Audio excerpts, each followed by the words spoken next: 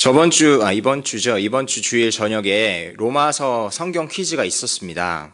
그래서 로마서 성경 퀴즈 대회를 보면서 제가 이런 생각을 해봤어요. 만약 바울이 그 성경 퀴즈 대회에 있었으면 어땠을까? 여러분 어땠을 것 같습니까? 바울이 당연히 1등을 하지 않았을까요? 예, 로마서를 쓴 사람이니까 로마서에 있는 내용들을 다 알겠지요. 근데 이 바울이 로마서를 쓰면서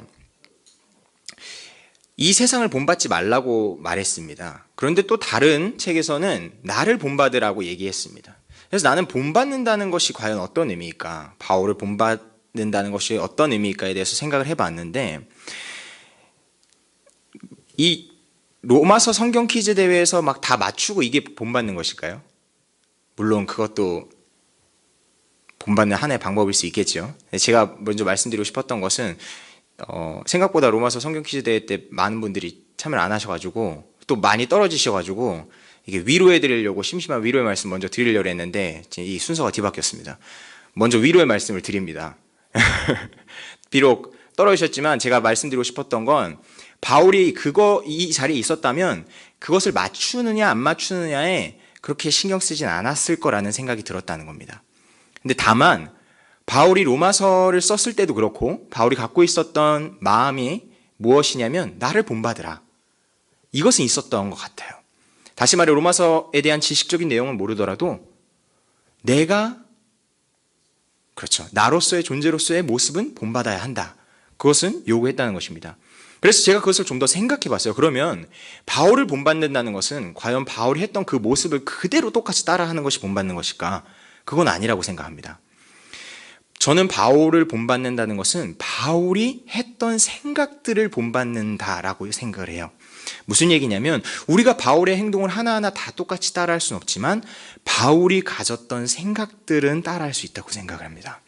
저는 그것을 바울의 세계관을 본받자라고 얘기를 하고 싶어요. 여러분 세계관이라는 것 우리 담임 목사님 통해서도 많이 들으셨겠지만 제가 말씀드리고 싶은 것은 이 세상을 바라보는 관점이라고 가장 간단하게 얘기하고 싶습니다.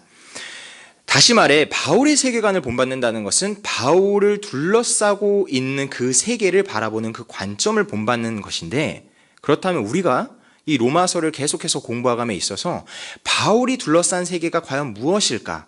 이것을 알아가는 것이 정말 중요하겠다라는 생각이 듭니다. 여러분들이 쉽게 아실 만한 바울의 첫 번째 세계를 먼저 이야기해 보겠습니다. 여러분, 바울은 어디 출신입니까? 다시 이 성경 퀴즈대에 대한 것 같은 느낌이 드는데 바울은 어디 출신인지 객관식으로 드리겠습니다. 1번 유대교, 2번 이방인. 정답은 1번 유대교 출신입니다. 여러분, 근데 이것이 굉장히 쉽지만 되게 중요한 내용이에요. 바울이 유대교 출신이라는 것은 바울이 로마서를 쓸 때도 영향을 미쳤고 바울의 삶 전체를 살아감에 있어서도 계속해서 영향을 준 부분입니다. 그렇다면 여러분 생각해 봅시다. 유대교란 어떠한 집단입니까? 여러분들이 잘 아시는 것처럼 유대교는 여호와 하나님을 유일신으로 섬기는 집단입니다. 그래서 그들이 하나님의 백성으로서의 정체성을 계속 유지하기 위해서 지켜오고 고수했던 것이 무엇이죠? 모세오경으로 불리는 토라입니다. 그러니까 우리식으로 하면 성경이겠죠. 그러니까 그들은 율법을 지키는 것을 자신의 생명을 지키듯 하였습니다. 왜요? 그것이 자신의 정체성을 드러내기 때문이었어요. 그래서 수많은 이교도들의 공격이 있었음에도 불구하고, 다시 말해 하나님만이 유일신이 아니다라는 사상적인 공격이 있음에도 불구하고 그들은 계속해서 토라를 암송하고 지킴으로써 그들의 정체성을 유지해 나갔던 것이죠. 이것이 바울이 갖고 있었던 첫 번째 세계입니다. 그럼 두 번째 세계는 무엇일까요? 질문이 성경 퀴즈대 같아서 답을 바로 말씀드리면 바울이 둘러싸고 있었던 두 번째 세계는 무엇이냐면 헬라 문화입니다. 헬레니즘이라고 불리는데 우리 여러분들 그리스 문화라고 생각하시면 가장 편하실 겁니다.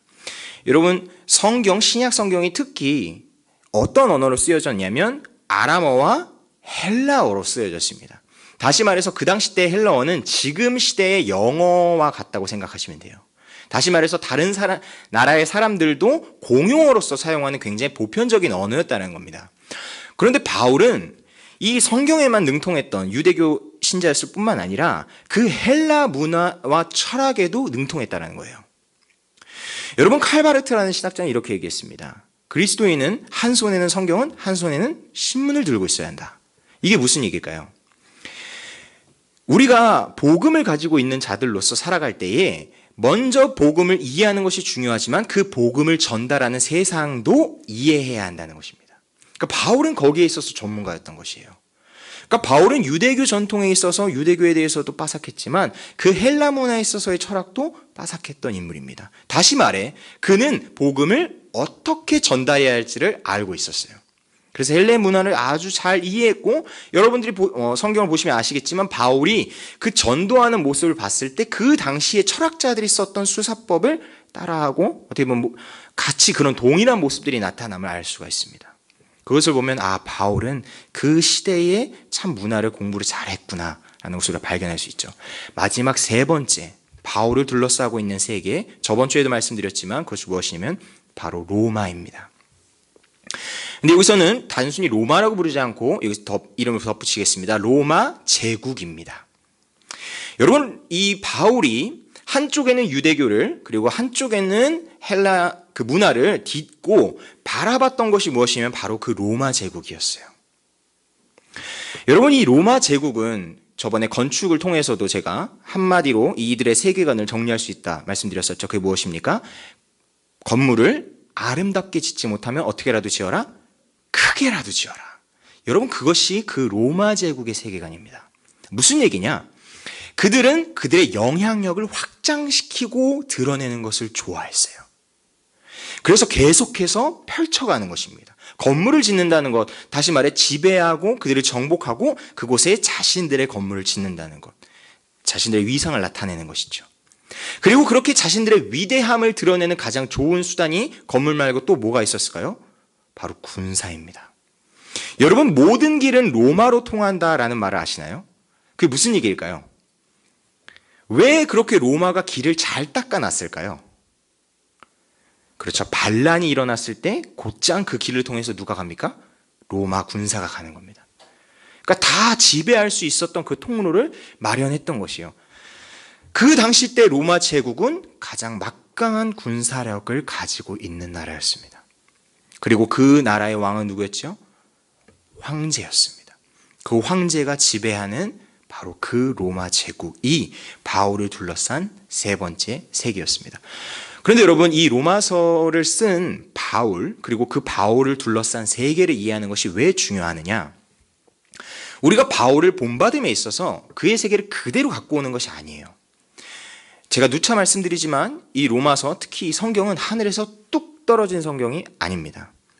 무슨 얘기냐면 바울은 그 당시 때 시대적인 배경 가운데서 그것을 썼기 때문에 그것을 잘 이해하는 것이 중요하고, 그 다음에 그 원리를 깨달았다면 우리는 이제 우리가 사는 이 시대로 와서 그 원리를 적용하는 것이 중요하다는 겁니다. 다시 말해 바울이 가지고 있었던 그 세 가지 세계를 우리도 찾아봐야 한다는 거예요. 물 좀 마시겠습니다.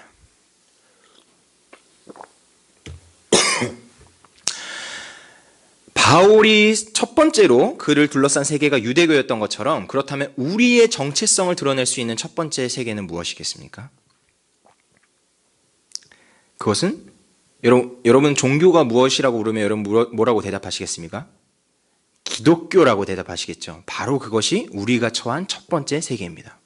그렇죠. 우리는 지금 이 수요 예배 왔고 기독교인으로서 하나님을 믿는 신자로서 이 자리에 왔습니다.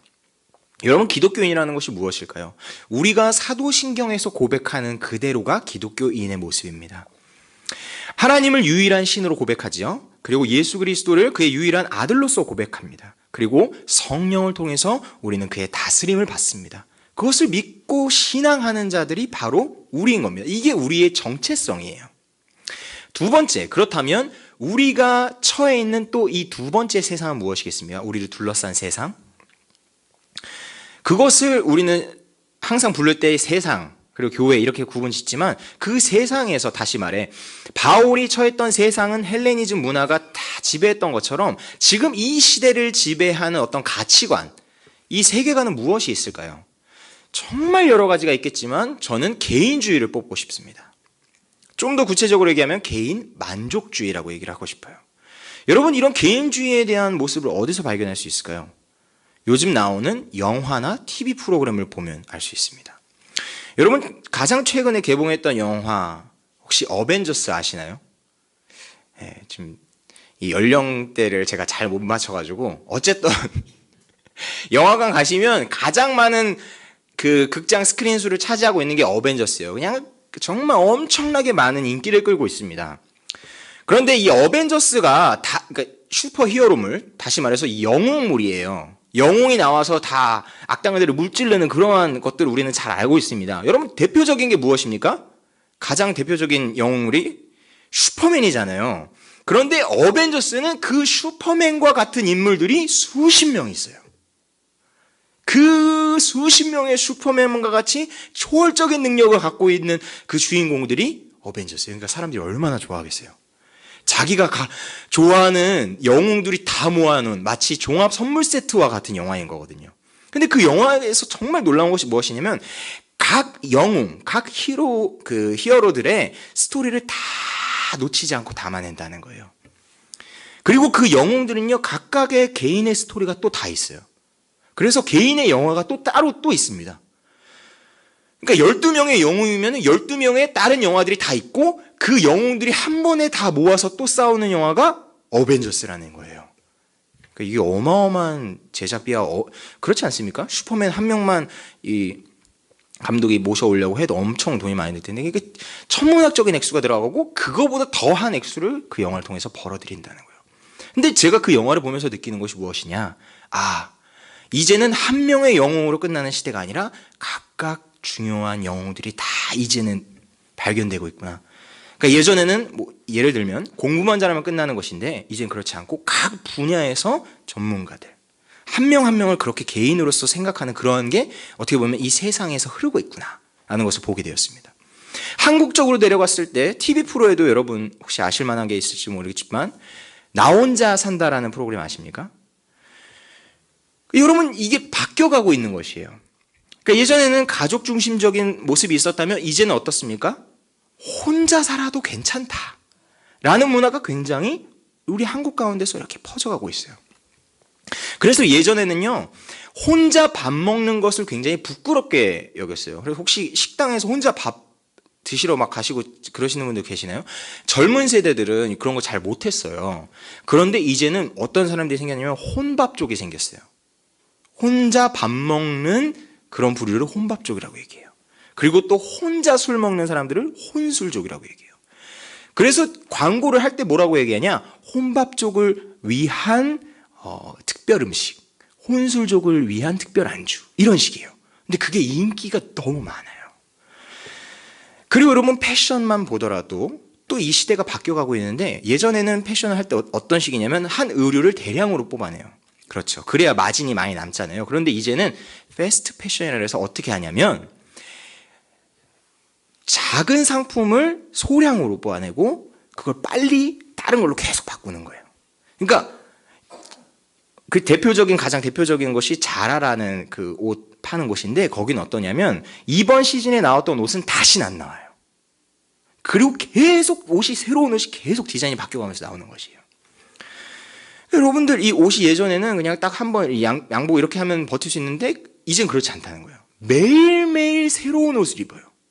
젊은이들이 가장 많이 하는 것이 데일리 룩이라고 해서 매일매일 새로운 복장을 자기가 사진을 찍어서 그 소셜 네트워크에 올려요. 그럼 거기에 막 엄청 좋아하고 많이 눌리고 이런다는 거예요.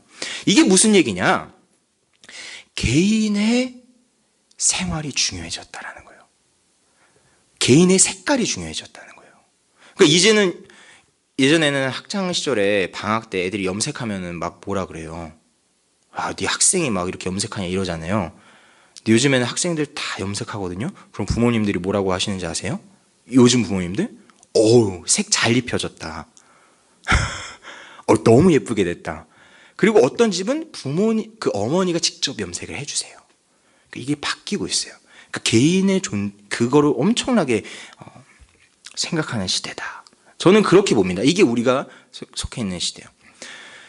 그렇다면 세 번째, 바울이 처했던 그 시대 가운데 로마 제국이라는 그 황제의 중심주의, 황제 숭배주의가 팽배했던 그곳은, 그렇다면 이 지금 시대 때는 로마와 같은 역할을 하는 것이 어디일까요? 말씀드렸죠? 저는 그것이 강남이라고 얘기했고, 그것을 좀 더 세계관적인 얘기로 하면은 물질 만능주의, 이렇게 말씀드릴 수 있을 것 같아요. 근데 좀 더 들어가면 이거를 저도 잘 몰랐어가지고 좀 조사를 해왔거든요. 이걸 천민자본주의라고 얘기를 한대요. 천민자본주의, 혹시 여러분 다 아시나요? 이게 이 고등학교 때 다 배우는 거더라고요. 이 고등학교 교과서에 윤리와 사상의 삶과 사회 사상의 흐름과 변화에서 세 번째 단락, 현대 사회의 사상의 쟁점 했을 때 이 천민자본주의가 나와요. 그래서 제가 이 논술 개념어 사전을 찾아보고 이걸 갖고 왔거든요. 그래서 한번 설명을 드릴 테니까 잘 들어보세요. 이 천민자본주의가 어떻게 나온 건지. 자본주의가 추구하던 물질적 가치는 윤리와 도덕 같은 정신적 가치를 소홀히 하고 오로지 물질적 가치가 최고라는 사고를 만연케 하였고, 이에 따라 돈만 있으면 무엇이든지 할 수 있다는 황금 만능주의가 팽배해졌다. 여기까지 따라오셨죠? 좀 더 읽겠습니다. 심지어는 오로지 경제적 물질만이 개인의 삶과 생활을 좌우할 수 있다는 맹목적 신앙으로까지 발전하게 되었다. 이 개념어 사전인데 신앙이란 단어를 써요. 뭐가 맹목적인 신앙이 됐대요?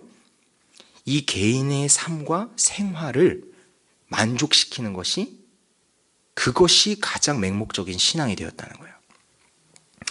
그래서 산업화에 따른 대량 생산의 결과로 기계의 역할과 비중이 증가하게 되고, 생산의 주역이 인간의 노동에서 기계와 자본으로 중심이 이동하게 됨으로써 오히려 기계가 인간을 위하는 것이 아니라 인간이 기계를 위하는 것이 되어버렸다. 이렇게 얘기를 해요. 굉장히 무서운 얘기죠. 거기에 가장 관련된 영화가 매트릭스라는 영화인데 거기에 대해서는 따로 설명을 드리진 않을게요. 근데 어쨌든 이 기계 문명이 이 인간성을 다 잠식해버렸다, 이런 내용입니다. 근데 무슨 얘기냐? 이러한 현상들 가운데 천민자본주의가 등장했다는 거예요. 그래서 어떻게 되냐면요, 이제는 개인도 중요하지 않고 자기만 중요해져서 다른 사람들을 다 침해하면서까지 자신의 만족을 추구하게 된다는 거예요. 여러분, 이게 얼마나 무섭냐? 그것을 예로 들은 것이 바로 강남에 대한 얘기였는데, 저번에 설명드렸던 것보다 좀 더 자세하게 하나를 말씀드리자면, 강남을 설명하는 낮의 얼굴이 있어요. 그 낮의 얼굴을 뭐라고 얘기하냐면 성공과 소비주의, 그리고 그들만의 리그라고 얘기를 해요. 그들만의 리그가 있어요. 그러니까 성공하는 사람들은 다 강남으로 모이고, 돈을 많이 쓰고 싶으면 어디로 모여요? 강남으로 모이고, 그런 사람들만 모이는 게 또 강남이라는 거예요. 그런데 강남의 밤의 모습이 있어요. 그게 무엇이냐? 포닝썬 사태를 통해서 잘 나타났지만 술, 마약, 성매매가 또 어떻게 되느냐? 그들만의 리그로서 펼쳐진다는 거예요. 이게 어마어마한데, 여러분, 이 목사님 제가 말씀을 드렸었죠. 자신이 글쓰기를, 그러니까 작가셔서 글쓰기를 잘 하셔서 이 소년원에 있는 아이들에게 글쓰기를 알려주셨는데 2015년 10월에 이 아이들이 다 사라졌다는 거예요. 가르치던 아이들이. 근데 그 아이들이 어디로 갔는지 결국 전화를 한 명이 받아서 알게 된 게 어디였어요? 강남이었다는 거잖아요. 그런데 이 강남으로 가는 이 루트가 있대요. 그게 무엇이냐면 이 가출 청소년들을 중심으로 이렇게 이루어지는데, 보통 이 영등포와 신도림 일대에 가출팸이라고 해서 가출 청소년들이 모여서 사는 그런 곳이 있어요. 근데 애들이 여기를 별로 안 좋아한대요. 네. 왜냐면 돈을 많이 벌기 어려우니까. 근데 스카우터가 있어요. 그게 뭐냐면 강남의 클럽에서 이미 자기도 소년원 출신이 여자래요. 근데 이 여자들이 그런 영등포나 신도림 일대에 있는 가출 청소년 애들을 물색을 하는 거예요. 그래서 얼굴이 좀 예쁜 애들이 있으면 꼬시는 겁니다. 어떻게 꼬시냐? 연예인 시켜줄게. 그래서 실제로 성형도 시켜주고, 강남의 오피스텔 비싼 데에다가 놔주고, 음식도 주고 술도 주고 해서 정말 호화로운 생활을 할 수 있게 해주는 거예요. 몇 달 동안. 그럼 그 아이들은 와, 내가 이제 연예인이 되겠구나라는 그 환상에 취해가지고 그 생활을 막 즐기고 친구들 막 하고 이러고 있다는 거예요. 근데 한 두세 달 지나면요, 갑자기 영수증이 딱 날라온대요. 근데 가격대가 거의 비슷하다고 합니다. 가격대 얼마냐? 2,500만 원에서 4천만 원대. 그게 딱 날라오는 거예요. 뭐냐? 너 성형시켜준 값. 네. 너 오피스텔 사용한 값. 그쵸? 논 값. 그게 한 번에 다 날라오는. 그럼 어떻게 되는 겁니까? 발목이 딱 잡히는 거죠. 너 이거 갚기 전까지 못 나가. 이렇게 되는 겁니다. 그러니까 이런 식의 루트를 통해서 다 그 강남의 그 성매매에 그렇게 들어간다는 거예요. 그래서 이 작가분이, 이 목사님이신 분이 그 아이들, 그렇게 잡혀간 아이들을 만나려고 그 안에 위장 취업해서 들어가셨잖아요. 근데 거기를 보니까, 그 시스템을 보니까 착취가 일어나는데 이 착취에 삼위일체가 있대요. 착취의 삼위일체, 첫 번째 어떤 착취냐? 자발적 착취예요. 자발적으로 그런데 계속해서 가게 되는 것이죠. 두 번째, 조직적 착취예요. 그러니까 그 조직 안에 딱 들어가면 아까 말한 것처럼 2,500에서 4천만 원의 빚을 지게 되면 못 나와요. 그게 아주 조직적으로 꾸려져 있다는 것이죠. 그렇게 갇히면 어떤 또 착취가 일어나냐? 영혼의 착취가 일어난다고 합니다. 여러분, 이게 어마어마한데, 이 어마어마한 것이 빙산의 일각에 불과하다는 거예요. 지금도 계속해서 나오고 있잖아요. 여러분들이 버닝썬을 검색만 하셔도 정말 그 마치 고구마 줄기 따라 나오듯이 계속 나오고 있어요. 이 범죄들이요. 이 중심에 그래서 제가 물어봤어요. 그분한테 제가 그분을 직접 만나서 물어봤는데, 도대체 그럼 이것을 조직적으로 하고 있는 어떤 집단이 있습니까? 그걸 하고 있는 게 도대체 누구입니까? 했는데 그분이 하셨던 얘기가 제가 참 섬뜩했던 게 무엇이냐면, 그 중심이 없다는 거예요. 이게 무슨 얘기인지 아시겠어요? 그러니까 누가 조종해서 이렇게 하는 게 아니라 중심이 비어있기 때문에 이합 집산으로 모였다 흩어지고 한다는 거예요. 그럼 그 중심에 뭐가 있는 것이겠어요? 욕망이 있는 것이죠. 그리고 더 중심에 결국엔 그 욕망을 좌지우지할 수 있는 돈이 있는 것이죠. 그래서 저는 바울이 로마 시대 때 가졌던 그 황제, 여러분, 그 황제가 그 헬레니즘 문화를 사용해서 결국엔 자신을 숭배하게 만들었거든요. 그 철학을 자신을 찬양하는 도구로서 사용했다는 거예요. 그러니까 어마어마한 그 작업을 한 것이죠. 근데 지금은 어떠냐? 이 개인주의라는 이것을 이제는 돈이 어떻게 사용하느냐? 자신을 추구하는, 마치 황제처럼 돈이 군림하고 있다는 겁니다. 물질 만능주의, 황금 만능주의, 천민자본주의, 이러한 것들이 지금 우리가 맞닥뜨리고 있는 세 번째 세계인 겁니다. 여러분, 바울이 거의 똑같은 상황인 거예요. 그러니까 로마를 봤을 때 얼마나 거대했겠어요.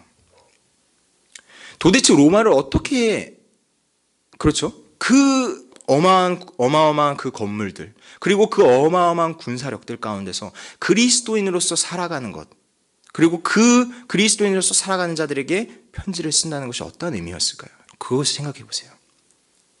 여러분들, 그것이 가능했던 이유가 무엇이냐? 그게 바로 부활입니다. 얼마 전에 부활이었잖아요. 근데 우리는 그것을 꼭 기억해야 돼요. 부활은 1년에 한 번 있는 것이 아니라 사실 매 주일이 부활절이에요. 그러니까 크리스마스보다 사실 더 중요한 날이 부활절이에요. 왜냐하면 부활로부터 우리의 신앙이 시작되었기 때문에 그렇습니다. 근데 부활은 단순히 우리가 죽음을 극복하고 다시 살아난다는 개념이 아니라, 그 로마를 지배했던, 그 시대를 지배했던 그 로마 제국에서, 여러분 보십시오, 예수가 그 로마의 폭력에 의해서 죽임을 당했습니다. 그렇죠? 그러니까 이 제국주의의 특징이 무엇이냐면요, 착취가 일어난다는 것이에요. 그리고 그 착취, 다시 말해서 그 제국이 더 거대해지기 위해서는 인간성이 소멸이 되고 폭력이 일어난다는 거예요. 그러니까 예수님도 그 폭력에 의해서 살해가 되신 것이죠. 그랬을 때에 부활하셨다는 것은 무슨 의미겠습니까? 그 어마어마한 착취와 폭력을 이겼다라는 뜻이에요.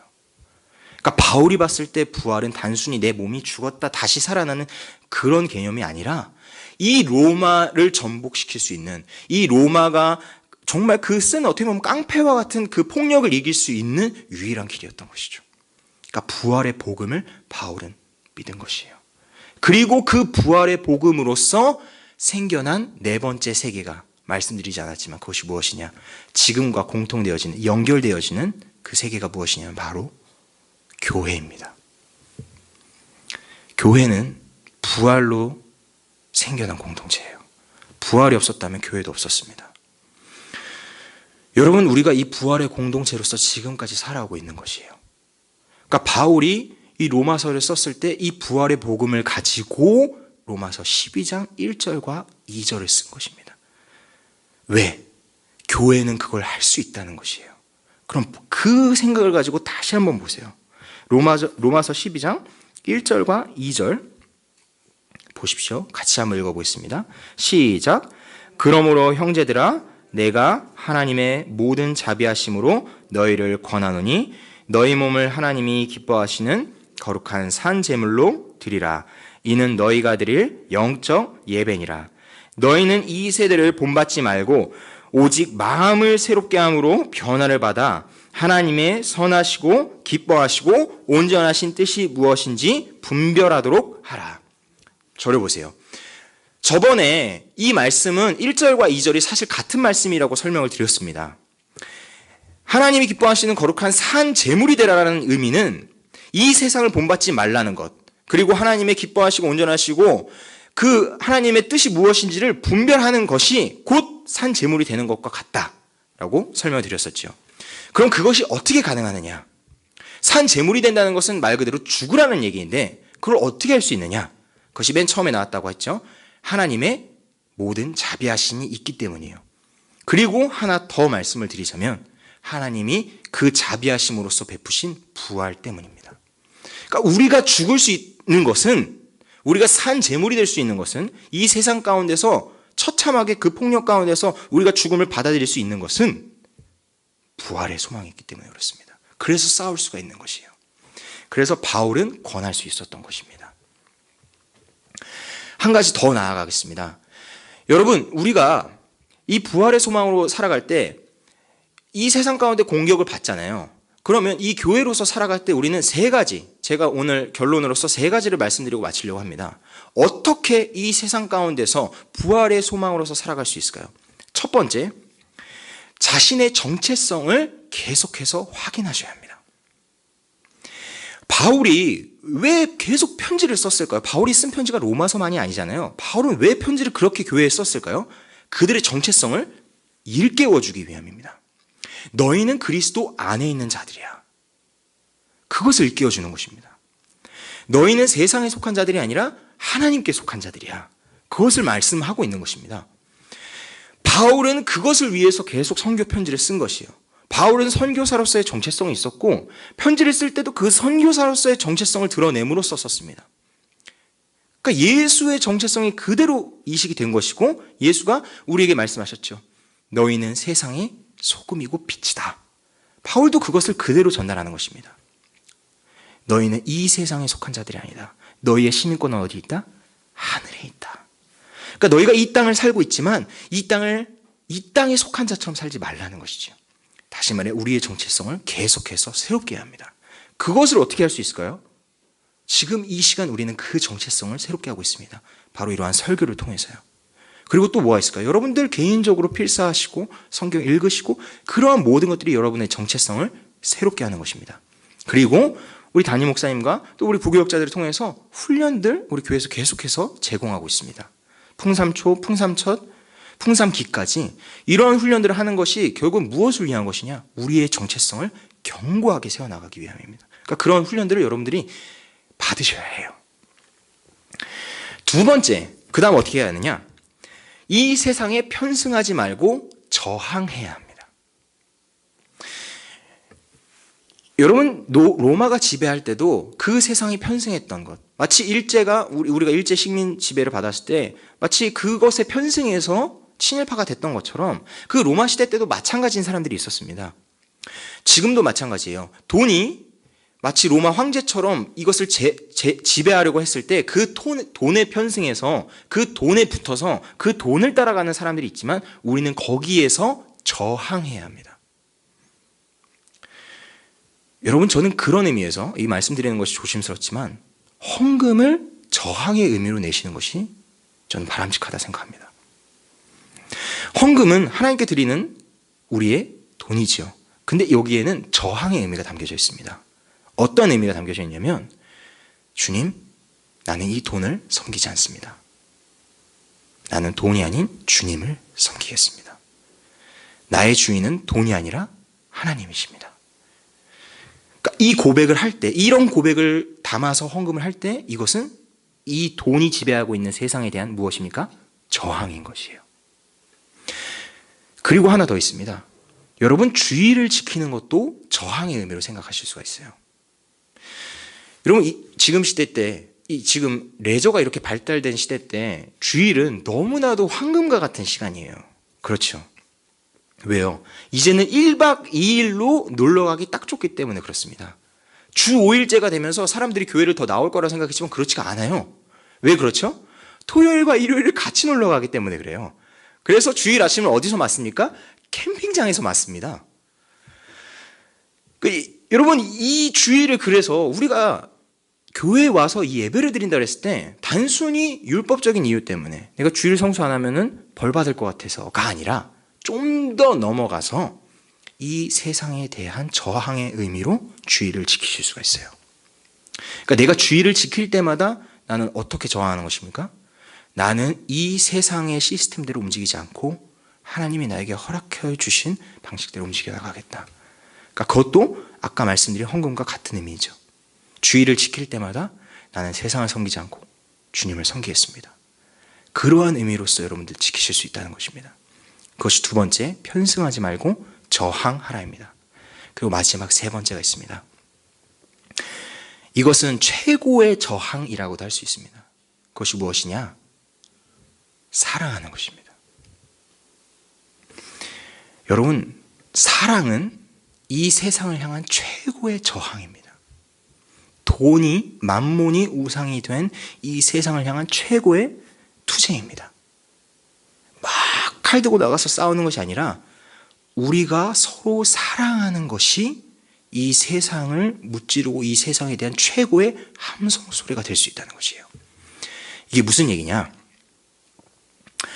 저는 대형교회만 비판하려고 그러는 것이 아닙니다. 대형교회가 갖고 있는 어떠한 욕망들을 비판하고 싶고 거기에 대해서 비판하셨던 또 중요한 목사님이 박두근 목사님이라는 분이 계세요. 교회 개혁하시는 그런 분이신데 그분이 JTBC 인터뷰에 나와서 손석희 그 아나운서가 하는 질문에 이렇게 답한 적이 있어요. 대형교회가 하는 일 때문에 그것이 잘못된 것이 아니라 그 대형교회 자체가 잘못이다 라는 얘기를 했습니다. 그게 무슨 얘기냐? 기독교의 본질은 뭐냐? 사랑이다. 그런데 사랑은 어떠한 속성을 갖고 있느냐? 나누는 속성을 갖고 있다는 것이에요. 사랑은 나눕니다. 사랑은 작아지는 거예요. 그게 사랑이에요. 내가 두 개 갖고 있으면 하나를 어떻게 하는 것이에요? 나눠주는 게 사랑인 것이요. 다시 말해서 교회의 본질은 어디에 있느냐? 흩어지는 것에 있다는 것입니다. 그런데 대형교회는 어떻게 된다는 것이요? 계속 모아진다는 것이 한 곳으로. 그래서 대형교회는 대형교회가 어떠한 잘못들을 해서 그게 문제가 아니라 그 자체가 문제라는 거예요. 그러니까 엄청난 통찰력인 것이죠. 왜냐하면 그러니까 대형교회가 올바르게 그 대형교회로서의 역할을 하려면 사람들이 모이면 어떻게 해야 돼요? 흩어지라고 요구해야 돼요. 그 대표적인 교회가 분당 우리 교회지 않습니까? 계속 흩어지라고 하거든요. 왜냐하면 사람들이 계속 몰리니까. 그래서 그런 교회는 어떻게 보면은 참 대단하다고도 할 수 있어요. 오지 말라 그래요, 자기 교회로. 네. 당신이 속해 있는 지역교회 가서 섬기라고 얘기합니다. 그 본질을 아는 것이죠. 그러니까 교회의 본질은 사랑이고 사랑의 속성은 나눔인 것이에요. 여러분 보십시오. 돈이 어떠한 속성을 갖고 있습니까?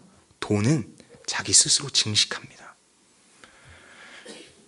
여러분 자크 헬률이 말한 그런 얘기가 있는데 여러분 돈이요. 그러니까 인격적으로 그는 설명을 하거든요. 돈을. 그러니까 물건이 아니라 인격적으로. 그래서 돈은 자기 자신을 증식한다는 거예요. 근데 여러분 생각해 보세요. 이 세상에 있는 돈을 다 현금화 시킬 수 있을까요? 시킬 수가 없어요. 현금화 시킬 수가 없습니다. 그런데 돈은 어떻게 되고 있죠? 지금 계속 올라가고 있죠. 부자들의 돈은 계속 올라가고 있잖아요. 0이 계속 붙잖아요, 뒤에. 무슨 얘기냐? 돈은 그러한 인격적인 속성을 가지고 있어서 자기 스스로 계속 불린다는 것이요.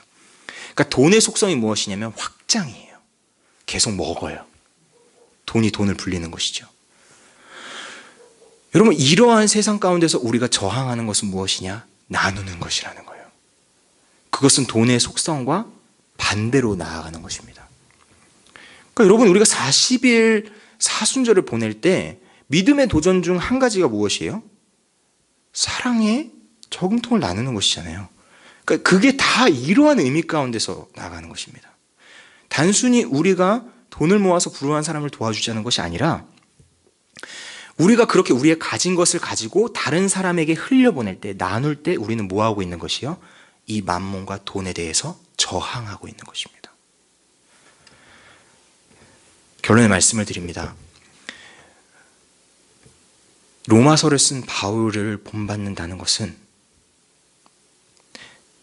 이 바울의 정신, 바울이 둘러싸고 있는 이 세계를 바라보는 관점을 본받는 것이라고 서두에 말씀드렸습니다. 그것이 결코 쉬운 일은 아닐 것이에요. 왜냐하면 그것은 우리와 너무나도 밀접하게 연결되어 있고 정말 그것 없이는 살아가기 힘들기 때문에 그렇습니다. 그리고 그게 우리의 정신에 깊숙하게 들어가져 있어요. 그래서 우리 청년들도 하는 얘기가 무엇이냐?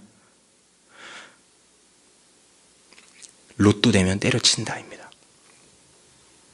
내가 로또만 되면 때려친다. 청년들이 하는 그런 얘기예요. 그리고 그 돈이 가장 많이 모이는 그 강남에 제가 영어학원을 다닌 적이 있는데 그 영어학원 강사가 한 달 수강생이 1000명이었어요. 어마어마하죠. 네. 그런데 자기가 처음에 영어 강사 시작할 때는 학생이 인간을 보였대요. 그래서 정말 도와줘야겠다. 영어를 잘 할 수 있게. 그런데 수강생이 100단위가 넘어가고 1000단위가 되니까 그 학생 한 명 한 명 어떻게 보이냐면 돈으로 보인답니다. 그래서 수강료를 13만 원을 낸다 치면은 학원이 8만 원을 가져가고 자기가 5만 원을 가져가는 거거든요. 그러면 그 입구에서 학생이 한 명 한 명 들어올 때마다 자기가 의도한 것도 아닌데 카운팅이 된대요. 5만 원, 10만 원, 15만 원. 학생이 100명 차면 얼마죠? 500만 원. 그런 클래스가 10클래스가 있는 것이죠. 한 달에 5천만 원. 그러니까 이 돈이 어마어마한 거예요. 근데 이러한 것을 우리가 동경하고 살아가는 세상 가운데 살아가고 있습니다. 수많은 사람들이 그런 강사처럼 되고 싶어 해요. 그러니까 우리가 적용하려는 이것이 굉장히 어려운 일입니다. 그런데 여러분, 하실 수 있습니다. 어떻게 할 수 있느냐? 바로 이 부활의 소망.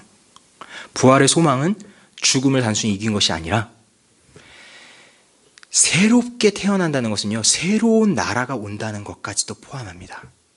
그러니까 구약시대 때 그 유대교가 그토록 기다리던 하나님 나라의 도래가 그 부활로서 완성이 된 것이거든요. 그러니까 여러분, 그 하나님 나라를 소망하신다면 여러분들도 하실 수 있습니다.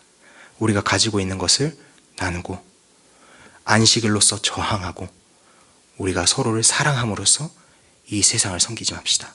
그리고 오직 주님만 섬기는 고향제일교회 성도 되길 주님의 이름으로 축복합니다. 기도하겠습니다.